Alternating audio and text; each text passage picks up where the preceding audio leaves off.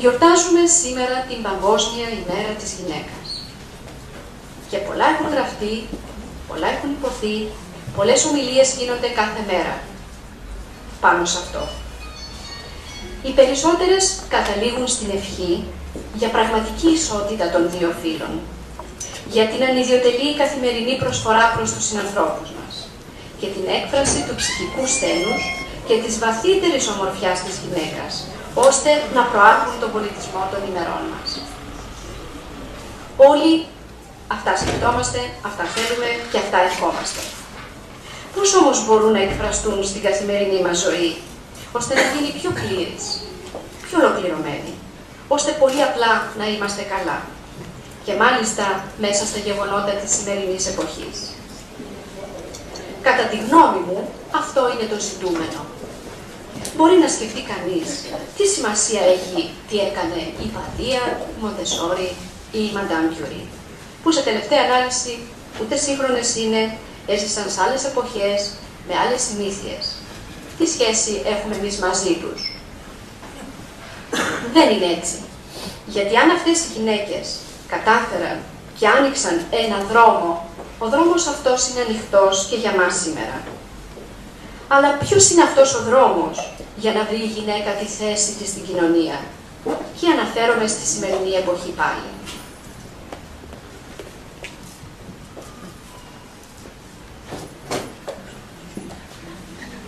Όταν πρωτογνώρισα τον ποιητή και φιλόσοφο Δημήτρη Κακαλίδη, ιδρυτή του Ομίλου Εξυπηρετητών, ο οποίος υπήρξε δάσκαλος για μένα, στο πρώτο μάθημα που έκανα μαζί του, μου ανέφερε ότι δεν θα πούμε εδώ πράγματα που δεν είναι γνωστά. Όλα είναι γνωστά και όλα έχουν υποθεί. Η διαφορά είναι ότι εμείς θα τα κάνουμε πράξη. Κατ' επέκταση λοιπόν, το να βρει η γυναίκα τη θέση της και να παραμείνει σε αυτή, δεν είναι κάτι στο οποίο θα αναφερθούμε μια φορά μόνο σε μια εορταστική εκδήλωση. Είναι μια θέση που καταρχήν πρέπει να την ξεκαθαρίσουμε, να την πάρουμε και σε αυτή να συγκλίνει όλη μας η ζωή, άσχετα με τα σκαμπανεβάσματα που θα προκύψουν.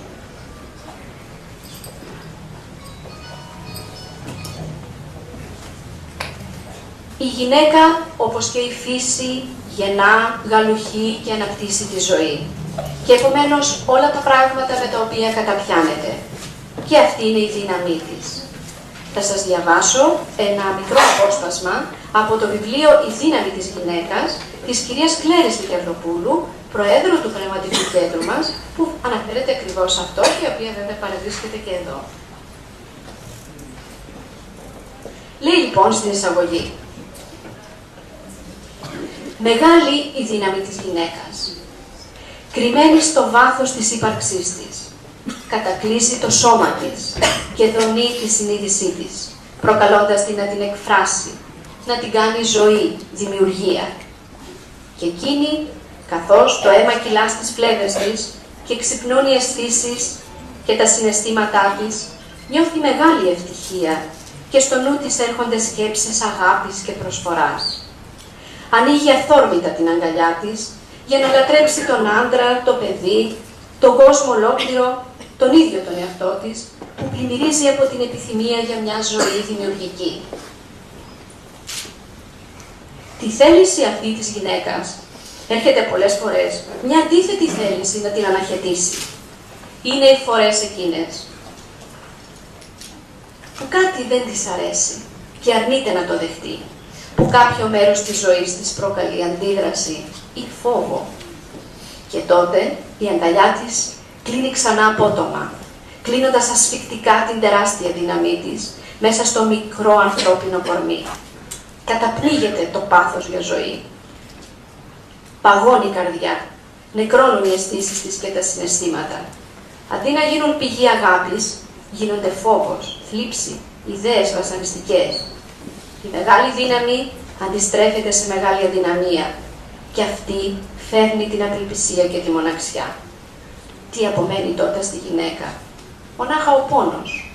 Και είναι αυτός που ξυπνά και πάλι το ένστικτο της αυτοσυντήρησης και εξαναγκάσει τον νου να αναζητήσει τα αίτια που τον προκάλεσαν, να ψάξει για τη σπίθα της ελπίδας, που θα φωτίσει τα σκοτάδια της απογοήτευσης και θα αποκαλύψει το φως της ψυχής.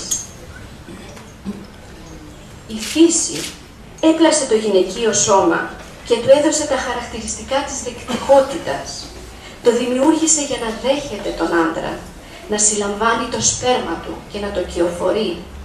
Προσωποποίησε στη γυναίκα τη μία όψη της δύναμης, αυτή που αγκαλιάζει, τρέφει, αναπτύσσει το μικρό, το αδύναμο, το παιδί. Την ίδια δύναμη έδωσε και σε ολόκληρη τη γήινη σφαίρα, που μέσα στο χώμα της, στις θάλασσες και στην ατμόσφαιρά της, γονιμοποιεί όλες τις μορφές της ζωής, τη γαλουχεί και τη συντηρεί. Μητέρα θεία, κάθε γυναίκα στο βάθος του εαυτού της, έστω και αν αυτό δεν το έχει αναγνωρίσει. Και για να το αναγνωρίσει, περνά από αμέτρητες διαδικασίες τριβής, επιθυμιών, θέσεων και αντιθέσεων, που μοναδικός τους στόχος είναι να της αποκαλύψουν τη δύναμή της. Αυτό το θέμα αναπτύσσεται στο βιβλίο, δίνονται συγκεκριμένα παραδείγματα των θετικών και αρνητικών γνωρισμάτων και των αντίστοιχων επιπτώσεων. Σε όλες τις περιπτώσεις καταδείχνεται ότι η φύση, η γυναικεία φύση, μπορεί να φέρει ουσιαστικές βελτιώσεις στη ζωή όταν η γυναίκα τη γνωρίσει, τη δεχτεί και αποφασίσει να εργαστεί για να εκφράσει τη δύναμή της. Όταν πιστέψει στον εαυτό της και δει ότι μέσα της κρύβεται το θαύμα της ζωής, το θαύμα της δημιουργίας.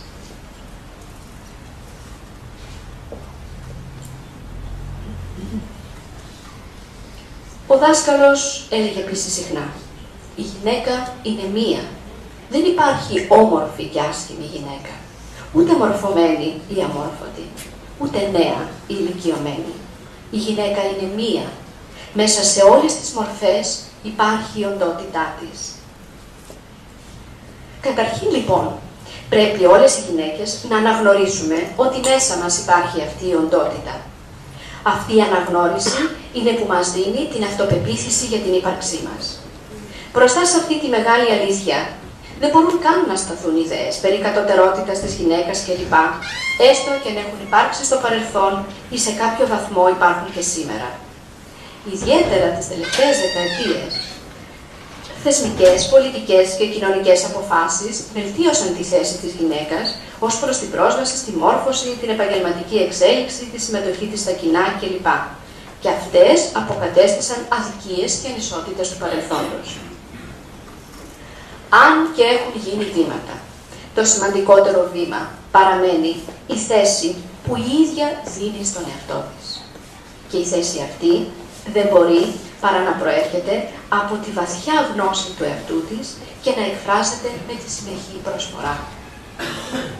Η γυναίκα με την ευαισθησία και το πλούσιο ψυχικό πεδίο που έχει, δέχεται μέσα της όλες τις ιδέες, τα πρόσωπα, τα δρόμενα, τις καταστάσεις και όλα αυτά τα αναγεννά και τα εξελίσσει. Και έτσι εξελίσσεται ο κόσμος. Σε ένα καθημερινό παράδειγμα, θα λέγαμε ότι μια γυναίκα, επειδή αποδέχεται τις όψεις που εκφράζει το παιδί της με κατανόηση και ηρεμία, το εκπαιδεύει σε πιο ολοκληρωμένη λειτουργία και το στηρίζει για να εξελιχθεί. Δεν περιμένει κάτι από αυτό. Δεν του ζητά κάτι. Έχει τη θέση να του προσφέρει απλά, φυσικά, χωρίς ανταλλάγματα. Και αυτή ακριβώς η λειτουργία είναι η δύναμή της.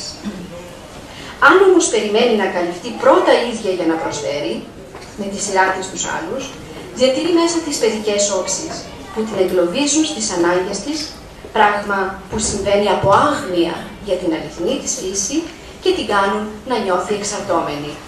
Αντίθετα, το να είναι δοτική, αυτό της δίνει δύναμη και ευτυχία.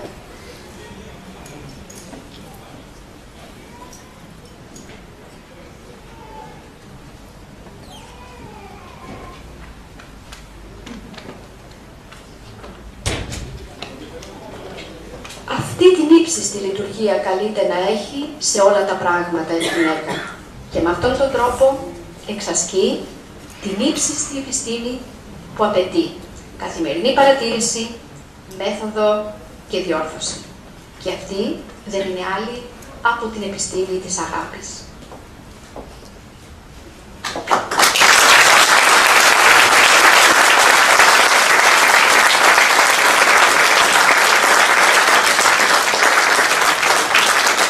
Θα ήθελα να σας πω και ένα ποίημα του Δημήτρη Κακαλίδη. «Ω μήτερ του παντός, παντοκράτορος γίνε, η τεκούσα τους ηλίους, τους λόγους αυτών εισάκουσον, τα όντα σου εσέ λατρεύουσι, οι αιώνες τη θεότητά σου δοξάζουσι. Ενίκτε τη χάρη σου εκλιπαρούσι, ημέρε το μεγαλείο σου ευελπιστώσει. Πρόσδεξε μεγαλύνουσα και τους κόσμους σου φύλατε η πρεσβυτέρα των συμπάντων, το υπερτάτο Θεό.